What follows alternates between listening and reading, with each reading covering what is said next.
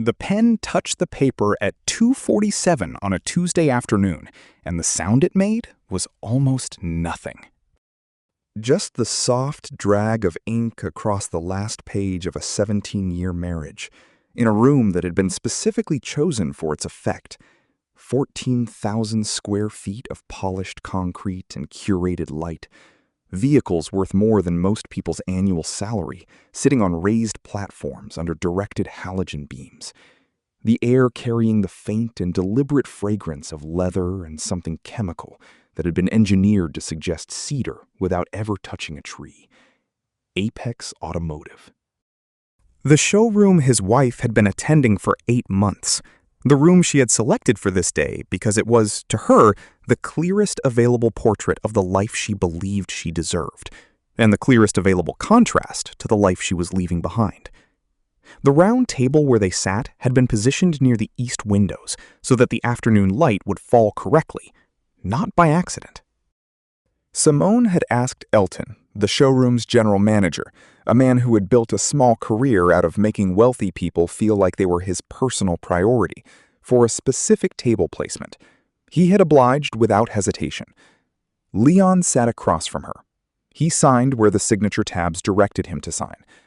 Before we go further, tell me in the comments where you're watching from today. I always love seeing how far these stories travel.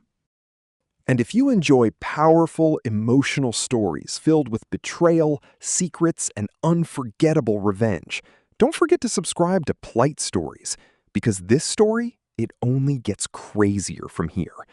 He did not look at his wife as he worked through the pages.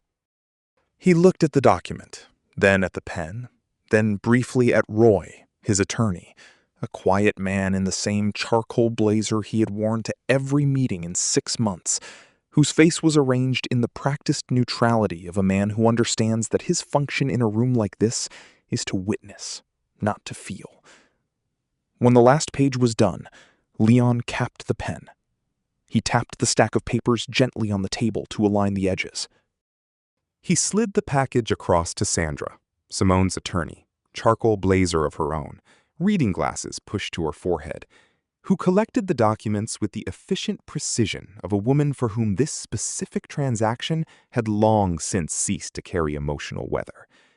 He looked up, and that was when the sound started. Not from Simone directly. From Camille, who stood 3 feet behind Simone's left shoulder, dressed in the kind of elevated Tuesday outfit that announces itself as a celebration while maintaining the cover story of an ordinary afternoon. Camille brought her hand to her mouth. Her shoulders moved. She managed to contain about 60% of it. Beside her, Kezia breathed out slowly through her teeth, the long, deliberate exhale of someone releasing something they had been holding for a while. Simone turned her face toward the ceiling, one hand at her collarbone, her expression opening into something wide and unguarded. "Finally," she said, to nobody, to everyone, to the polished concrete and the halogen lights and the east windows and the vehicles on their platforms and the afternoon itself. Camille said something partly audible, the words "free" and "about time," and something after that which the room's acoustics softened into impression rather than language. Kezia touched Simone's arm. Simone covered Kezia's hand with her own and smiled with her whole face, genuinely, without performance, the smile of a woman who has been carrying something for a long time and has just set it down. They were not performing cruelty. They were not, at this specific moment, thinking about Leon at all. That was the part of it he would remember most clearly in the months that followed. Not the laughter itself, but the texture of it. The fact that it was casual, that it was turned slightly away from him, that he was already background.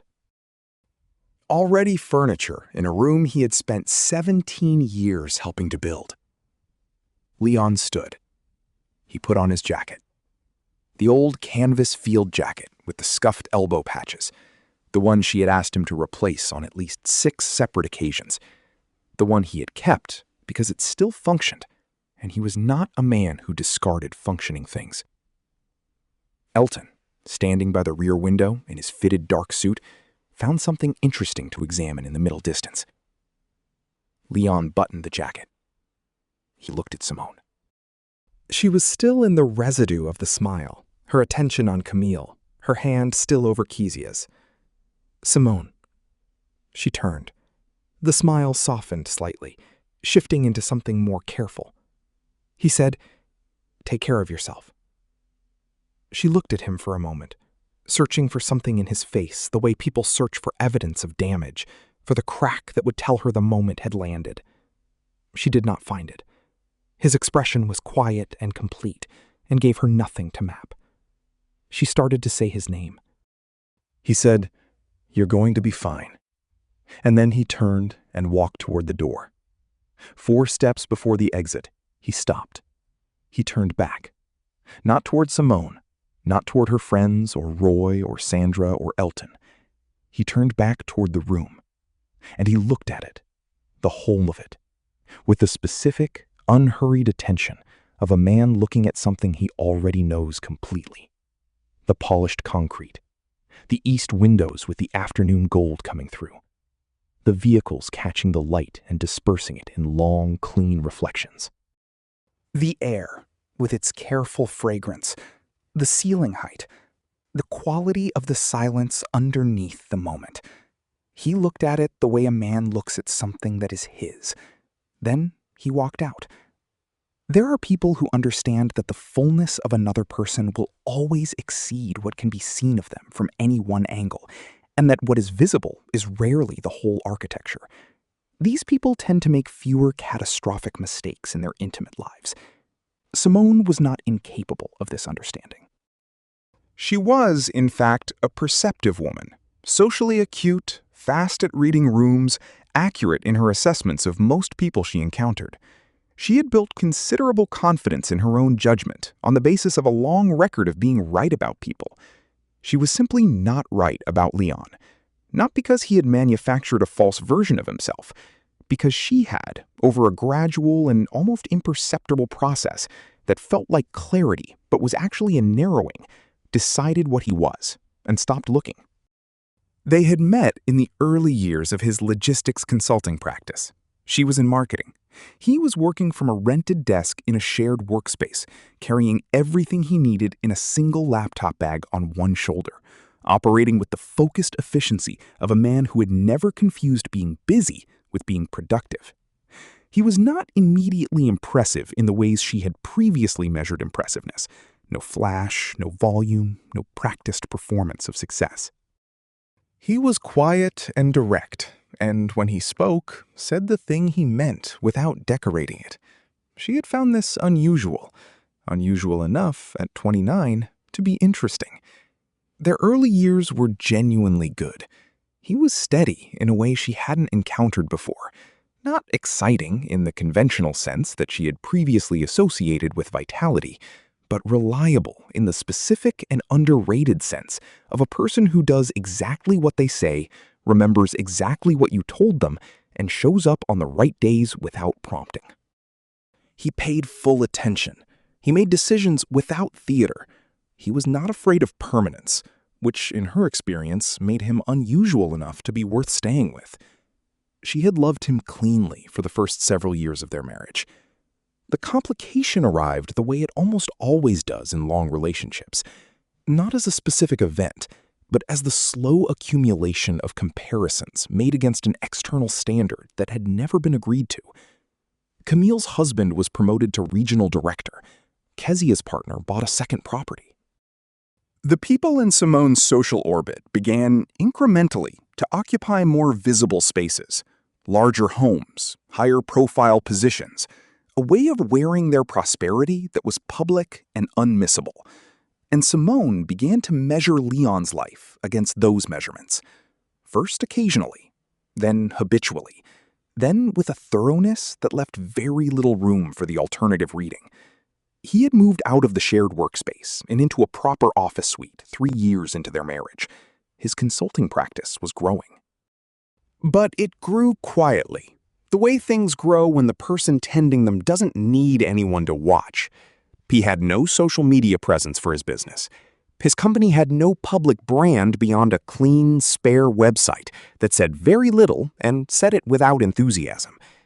He was, to anyone looking from the outside and applying conventional metrics, a competent man running a modest practice from an office nobody had reason to notice. She began to feel, somewhere in the 6th year of their marriage, that she had made a reasonable investment in a man who had turned out to have a ceiling she hadn't seen from the beginning. She did not know about the LLCs. Leon had begun building the LLC structure 12 years before the signing, before they had met, extended through their marriage, constructed with the same unhurried patience he applied to everything he built. 3 holding companies, each structured separately through Roy's firm, each attached to a different asset category. Strip malls in secondary markets chosen for their income consistency rather than their glamour. An industrial warehouse cluster 2 counties east that had been unremarkable for 4 years before a logistics corridor expansion made it extremely profitable and restructured his entire position in the asset category. A mixed-use building in a neighborhood that had been genuinely unfashionable when he'd acquired it. He remembered walking through it, paint lifting from the window casings, 3 vacancy signs visible from the street. And that was now the subject of food and lifestyle profiles in the kind of regional publications that existed to tell people where to want to go next. And the Apex building. He had purchased the commercial block 9 years ago through the 3rd holding company. The analysis had been straightforward. A corridor he had identified as undervalued relative to its infrastructure trajectory. The zoning was good. The surrounding development pattern was legible if you spent time looking at it. The price reflected where the area was, not where it was going, which was the only kind of price worth paying. He had bought it, placed it under professional management through the property firm he retained at arm's length, and collected the quarterly reports that arrived with the regularity and temperament of a utility bill. When Apex Automotive signed a 10-year commercial lease for the building's ground floor and lower level, the quarterly report line that read, Apex Automotive, Commercial Lease, Current, had appeared for the first time, and Leon had seen it, confirmed the figure, and moved on to the next item on the page. He had seen that line approximately 36 times since, in 36 quarterly reports, without attributing to it any significance beyond what it was, a tenant paying on time in a building he owned. He did not know, for the first several months that Simone began attending Apex events, that the building on her social calendar was the building in his portfolio. He operated those 2 portions of his life in separate rooms. There was no corridor between them. He had never built one because he had never needed one. When he found out, Roy mentioned it in passing during a call about something unrelated, saying with mild curiosity, "Isn't that the showroom your wife's been attending?" Leon had been quiet for a moment. Then he had said, "Yes." Roy had said, "Huh." And that had been the totality of the conversation. Leon had not told Simone. Not for strategic reasons. Because telling her would have opened a conversation about why he hadn't told her sooner, and that conversation would have required explaining the whole structure, and that explanation would have changed the way she looked at him, permanently, fundamentally, in the way that money changes every room it becomes visible in. He had watched this happen in other people's marriages. The moment wealth becomes the loudest thing in the relationship, everything quieter than wealth stops being heard. He had built a specific kind of life visible to her. The old truck, the canvas jacket, the home office, the ordinary hours, because he had wanted something that money couldn't purchase and couldn't contaminate, a love that had chosen him before it knew what he was worth. He had wanted to know whether that man, the visible man, the ordinary one, was enough. He got his answer on a Tuesday at 2:47 in the afternoon. The decision to file had come from Simone's side, on an ordinary morning several months before the signing, when she had stood in the doorway of his home office and said she needed to talk about the future. She had been careful. She had prepared what she wanted to say. She talked for about 40 minutes, and what she said, assembled into its true shape, was that she had decided his ceiling was confirmed, and she no longer wanted to build toward it. She said she had felt unhappy for 2 years, which was partially accurate. She said they were moving in different directions, which was a sentence broad enough to mean almost anything, and in her usage meant specifically that she had decided she wanted proximity to a more visible kind of success than he appeared capable of providing. When she finished, he asked, "Is there anything specific you want me to respond to?" She said, "I don't want a response. I've made a decision." He said, "Okay." She said, "That's all you're going to say?" He looked at her steadily. "If this is what you need, I'm not going to argue." "But I want you to be sure." She said she was sure. He turned back to his screen. She stood in the doorway for a moment, waiting perhaps for the crack, for something that confirmed the decision was registering. His back gave her nothing, just the quiet of a man who had already begun, somewhere inside himself, to accept what was coming. The settlement proceedings took 6 months. Roy handled Leon's side with the same unhurried competence he brought to everything. He filed a full disclosure. The LLCs, the property holdings, the current valuations, all of it organized into a supplemental property schedule that ran to 11 pages of fine and accurate accounting. Sandra reviewed the disclosure and advised Simone that pursuing the LLC assets would require a forensic accountant, an extended contested proceeding, and would produce no guaranteed outcome. The cash settlement, the home equity, the joint savings accounts, alimony calculated against his declared consulting income, was concrete and immediately collectible. She recommended taking it. Simone had not asked Sandra to read the property schedule aloud. She had not asked which specific properties the LLCs held. She had not asked for addresses. She said, "Take the deal." Roy received the counteroffer and called Leon. Leon said, "Accept it." Roy was quiet for a moment.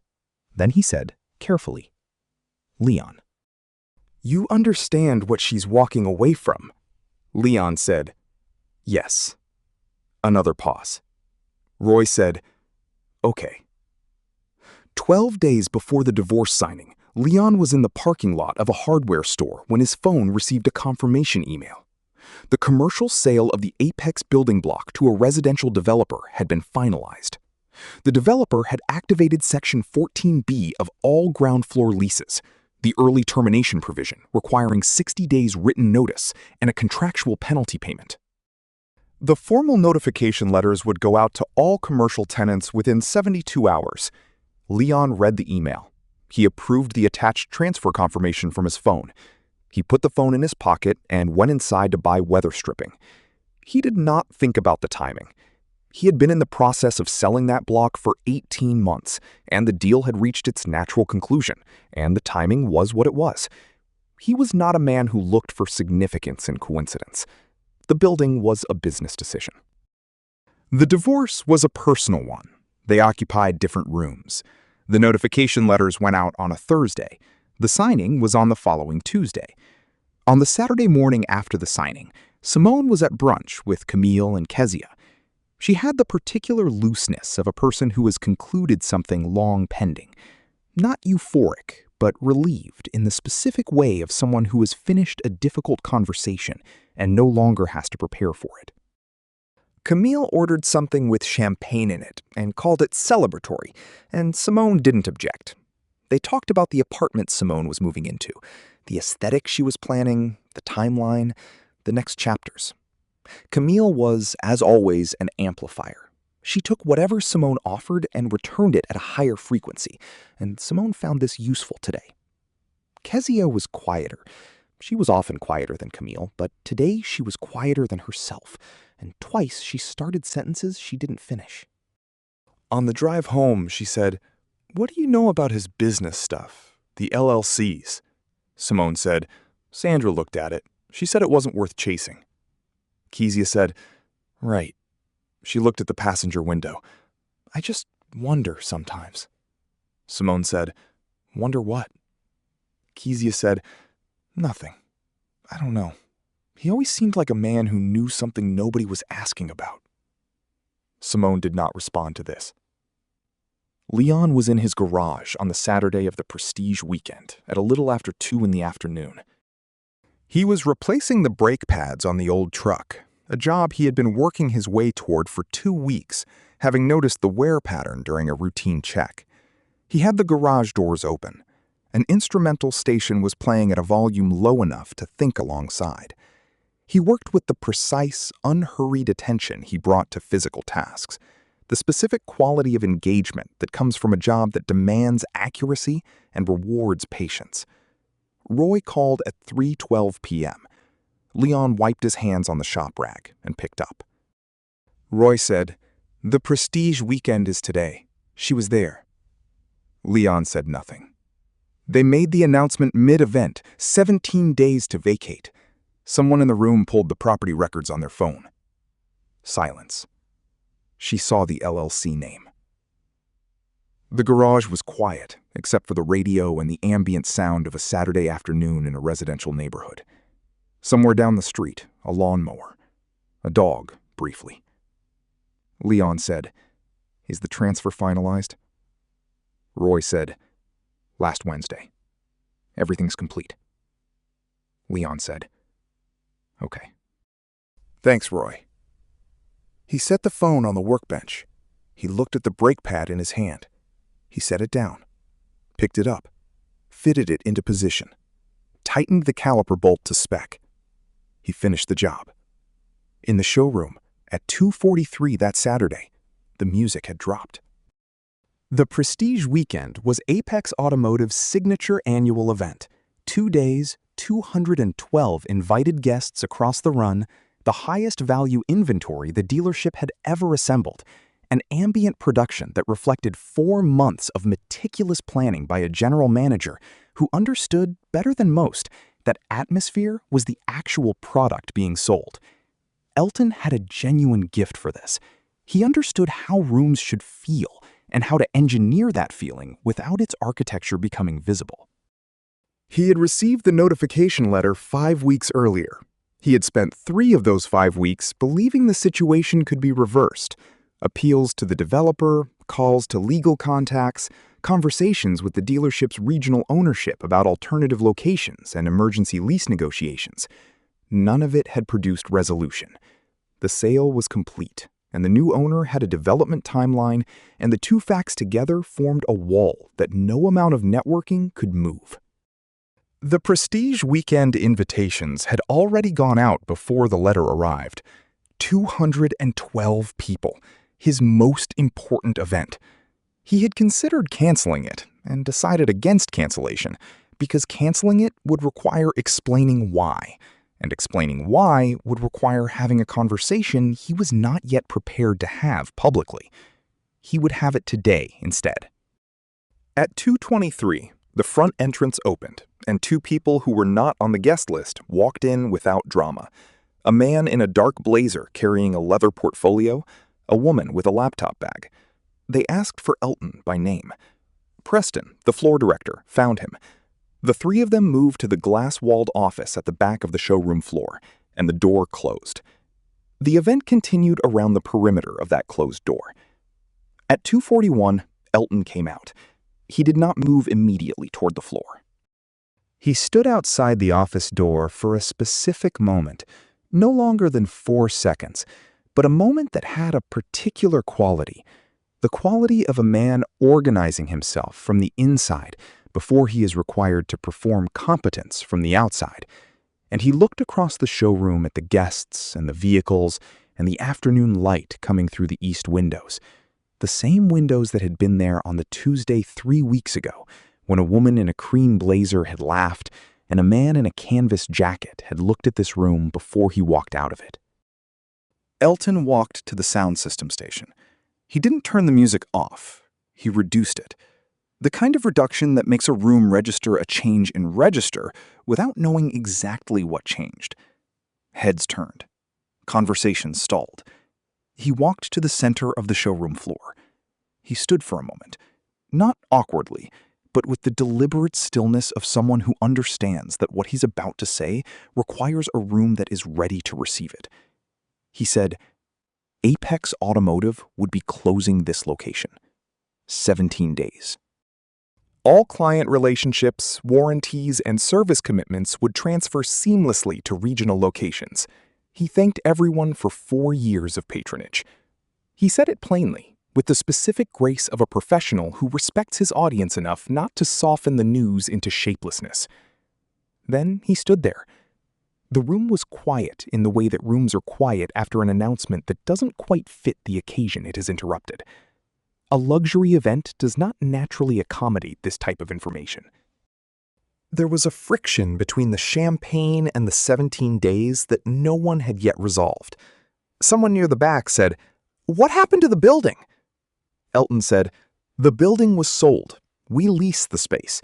The new owner has development plans that don't include us." "Sold to who?" Elton looked at the leather portfolio under his arm. "A development group." He paused. The previous ownership was a holding company.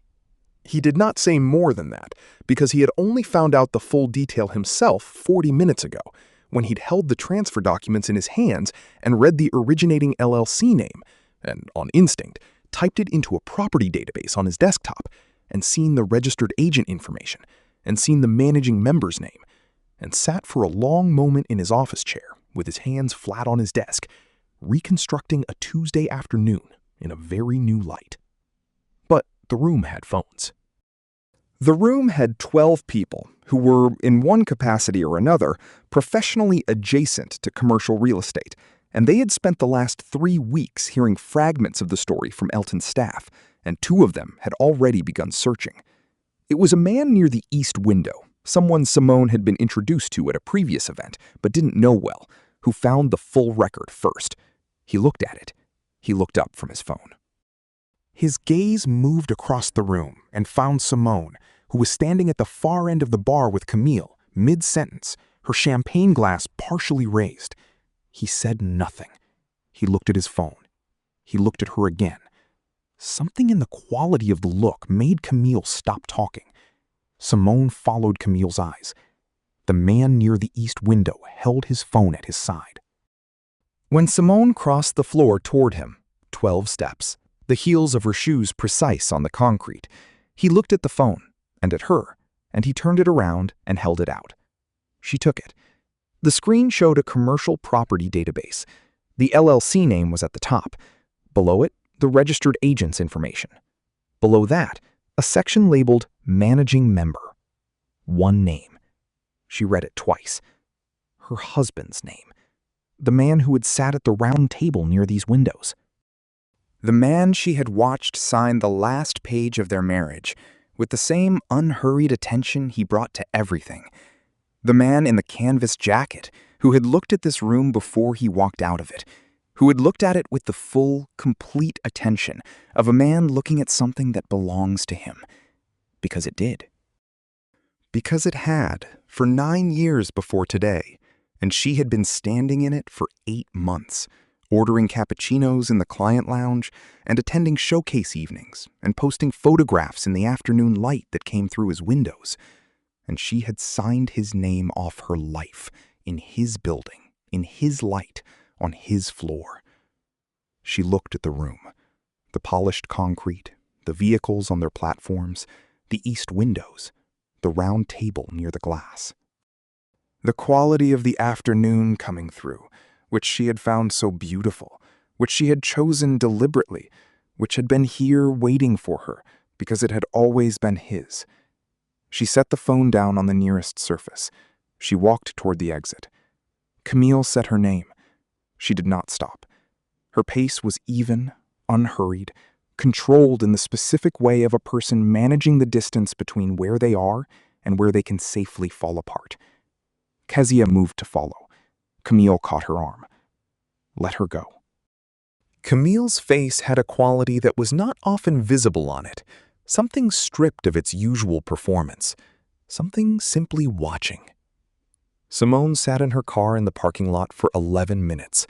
She knew it was 11 because she looked at the dashboard clock when she got in, and she looked at it again when she felt ready to move. She did not cry during those 11 minutes.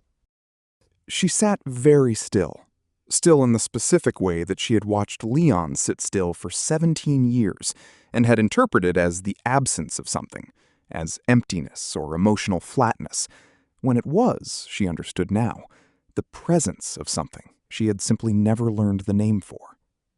She called Brianna. Brianna, who had not come to the Prestige weekend, who had been at home, who had asked a careful question 6 weeks ago.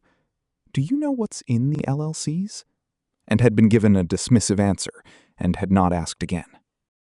Simone said, "You asked me if I knew what was in his LLCs." Brianna said, "Yes." Long silence. Simone said, "Why did you ask?" Brianna was quiet for a moment. Something about the way he signed. He didn't look like a man who was losing anything. I thought... She paused. I don't know what I thought. I just thought you might want to be sure. The parking lot outside was beginning to clear. Guests from the Prestige weekend moved between their cars in small clusters, their voices lowered from the event register to something more private. One couple was having a conversation with their hands. A woman in a yellow coat was on her phone, gesturing. Simone said, "He owned the building, Bree." Brianna said nothing. "He owned the building the whole time. I had no idea." A pause.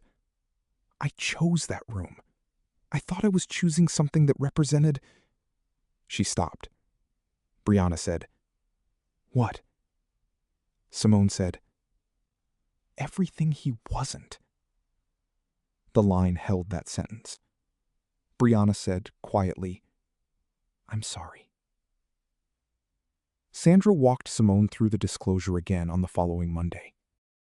She pulled up Roy's filing, the LLC schedules, the supplemental property list. The Apex building's address was on page 7, clearly formatted, valued as a commercial asset, listed under the third holding company.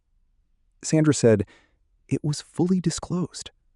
Simone said, "I didn't read it." Sandra said nothing. Simone said, "You told me it wasn't worth pursuing." "I told you the pursuit would be long and uncertain. The decision to settle was yours." Simone looked at the desk. "He never told me. In 17 years. He never said a word about any of it." Sandra looked at her with the expression of someone who has, over a career, learned to understand the geometry of what is legal and what is fair, and who has made peace with the fact that those geometries do not always share the same coordinates. She said, "He wasn't required to volunteer it. The disclosure was complete and accurate." Simone said, "I know." She did know. That was the part that was not going to get simpler with time. She called Leon's number 2 nights later. He answered on the 4th ring. She said his name. He said, "Simone?" She said, "I need to ask you something." He said, "Okay." She said, "Why didn't you ever tell me? About the buildings, the companies, any of it? 17 years. Why didn't you say anything?" The pause on his end had a specific quality. Not the pause of a man searching for the right words, but the pause of a man who has had the words for a long time and is deciding whether to spend them. He said, "Because I wanted someone who saw me before they saw what I owned." She said nothing. He said, "I wanted to know if the man who drove that truck and wore that jacket and worked from that office was someone worth choosing. Not the portfolio, not the buildings, just him." She said, "That's not fair." He said, "No, just that." The silence between them had the texture of something with a great deal of history compressed into a small space. She said, "I'm sorry, Leon." She said it with the specific weight of a person who means the specific thing they're saying, not the general shape of it. Not for leaving, for not looking, for deciding what you were and stopping there. He was quiet for a moment. He said, "Take care of yourself, Simone." The same 4 words, The same register, warm and final in equal measure. The call ended. The Apex building went into demolition preparation within 3 months of the possession transfer. The showroom, its polished concrete floor, its halogen platforms, its east windows that turned the afternoon gold, became first empty space and then construction site. The vehicles were gone. The client lounge was gone. The round table near the east windows was gone, replaced first by scaffolding and then by the emerging skeleton of residential floors rising floor by floor above street level. The developers' hoarding went up along the street, their logo on the fence. Their rendering on the corner panel showing the finished building, glass and residential, and a ground floor with a different commercial purpose entirely. Nothing in the rendering looked like what had been there before. Leon drove past it twice over the following months, not to see it, but because the route took him through the area. He noticed the construction. He registered it with the mild, clean feeling of a transaction concluded at the right time, and nothing more. Elton relocated to the company's satellite location 30 minutes east. He was good at his job. His job did not require a specific building to remain good. He managed the transition with the professionalism of someone who understands that a career in sales means accepting that the geography of your work will shift and that your value is not attached to any particular address. He thought about the man in the canvas jacket once, driving past the construction site on a morning several months later. He thought specifically about the way the man had turned back at the door and looked at the room. He had thought in the moment that the look was nostalgia, a man looking at a version of the world he was losing. He understood now that it was something else entirely. He didn't have the right word for it. It was the look of a man looking at something he built, in the full and private satisfaction of completion. Elton thought about that look for a mile or two. Then the traffic changed, and he drove on. Camille grew quieter, not dramatically. She was still herself, present, warm, the same person who had put her hand over her mouth in the showroom on the Tuesday of the signing.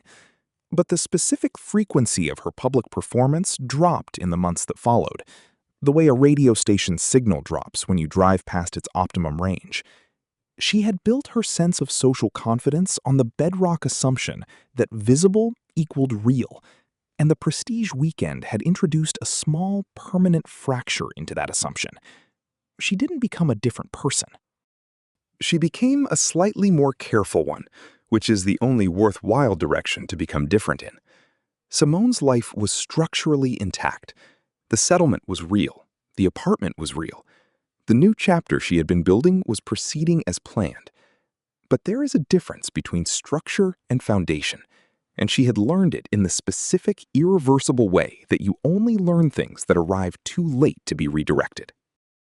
She had built her case against their marriage on what she could see. The truck, the jacket, the modest declared income, the social invisibility, and had drawn a conclusion from the surface that had nothing to do with the depth. She had stood in the man's building for 8 months and looked at him across a table and seen someone with a ceiling. She had been wrong in the way that precise people are wrong, when their instrument of measurement is accurate, but their unit is wrong. She had measured correctly. She had measured the wrong thing. She thought about him sometimes, not with longing, not with the specific grief of something lost, but with the particular ongoing weight of a true thing that has arrived too late to be useful. She thought about what Brianna had said, about the way he'd signed, about the fact that he hadn't looked like a man losing anything. She thought about what she would have seen if she had looked more carefully. She thought about this without arriving at a clean conclusion, which is probably the right outcome for a thought like that. Leon was at his daughter's school play on the Friday that the divorce was finalized. She was 11.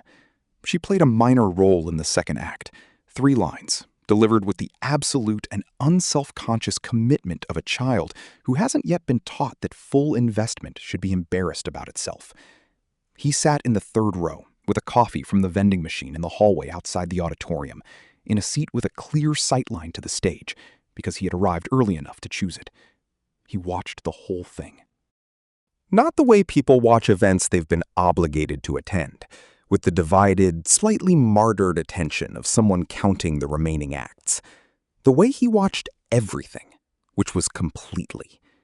When his daughter came out for the curtain call and found him in the crowd, the way children find their specific parent through some sense that precedes vision, and raised one hand in a small, particular wave, he raised his back. On the drive home, she talked without stopping. The boy who had forgotten the second word of his only line and recovered so badly that it had somehow become the funniest thing that had ever happened in the school's auditorium. The stage light in the third scene that had flickered twice and made the teacher at the side of the stage look briefly and magnificently unhinged. The girl who had cried real tears during the curtain call and produced a chain reaction of 2 audience members crying in response, and the teacher who had started crying at the audience members crying, so the whole thing had become recursive. He listened to every word. When she ran out, they drove in silence for a moment. She said, "Dad, were you proud?" He said, "Yes." "Even though I only had 3 lines?" He said, "You had 3 lines that the play needed. You said them like they were the only lines in the room." He glanced at her. That's the whole job. She thought about this with the seriousness she brought to things worth thinking about. She said, "Do you think Mom would have liked it?" He looked at the road ahead.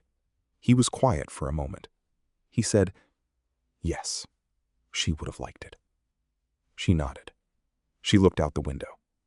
She was quiet for the rest of the drive. Not the sad quiet, but the full quiet. The kind that means something is being properly understood and doesn't need to be spoken yet. He parked in the driveway. She went inside.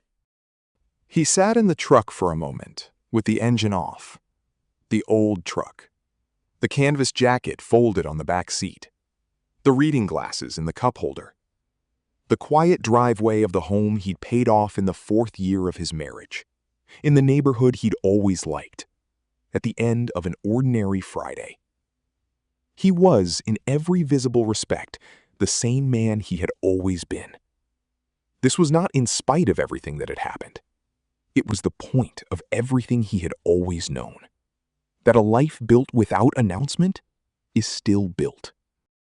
That the quality of attention you bring to the things you tend quietly does not diminish because no one is watching. He got out of the truck. He went inside.